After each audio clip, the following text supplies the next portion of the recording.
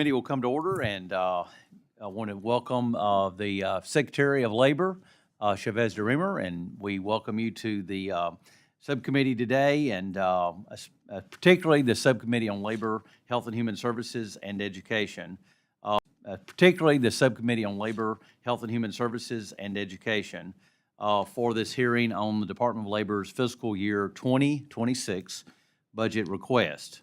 I want to congratulate you on your bipartisan confirmation as Secretary and look forward to working with you, especially in this new role that you have started just a few months ago. Of course, the role of the Department of Labor is to promote and develop the welfare of wage earners in the United States, to improve their working conditions, and to advance their opportunities for profitable employment. Unfortunately, under the previous administration, the agency was too often exceeded its statutory authority and attempted to implement a regulatory agenda that, had it not been rejected by the American public in the last year's elections, would have crippled American job creators and undermined the ability of the American workers to secure economic opportunities they need to support their families. Moreover, the department was more interested in catering to Beltway-based liberal social policy concerns rather than responding to the real needs of American workers, job seekers, and employers.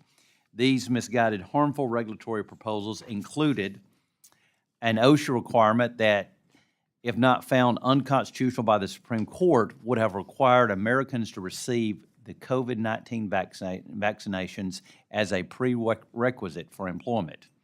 Also, it would have included a wage and hour regulation that would have ended freelance and independent work opportunities, particularly important to workers with caregiving responsibilities who value flexibility. And also, a change to overtime regulations that would have reduced worker opportunity for career advancement. More than 417,000 businesses in Alabama employ over 47% of private sector workers in the state. Many of the small businesses in the district that I represent are family farms. No industry suffered more under the harmful regulation regime of the previous administration than the American farmer because of an increase in the H-2A adverse effect wage rates. And so, Madam Secretary, I look forward to working with you and your agency as well as USDA to address this adverse effect wage rate issue and supporting this vital industry going forward. President Trump's election and your subsequent confirmation is a breath of fresh air, not only for the American worker, but also for the job creators. No longer will American businesses have to fear regulatory overreach or enforcement actions designed to punish employers and limit their success. Madam Secretary, while the Department's regulatory matters are frequently contentious, we have often been able to find bipartisan common ground on skills training. Apprenticeships produce positive outcomes for workers and job seekers, putting a priority on what should be the end goal of all workforce development programs, which is a job. These programs only exist where businesses choose to adopt this intensive approach to human capital management. We have seen support for these programs flourish under multiple administrations, and I hope that we will continue to build out these opportunities. The Alabama Office of Apprenticeship was in part created to respond to employer frustration with the Department of Labor's management of the Registered Apprenticeship Program. These frustrations included a bureaucratic and outdated one-size-fits-all approach to skills training with overly prescriptive requirements.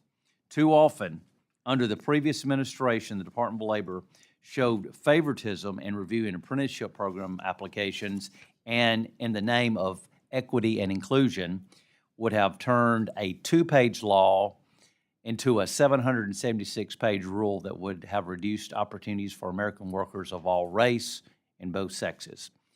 We should be ensuring that American workers and job seekers have direct access to career pathways that work for them and not adding 776 layers of Byzantine mazes to navigate.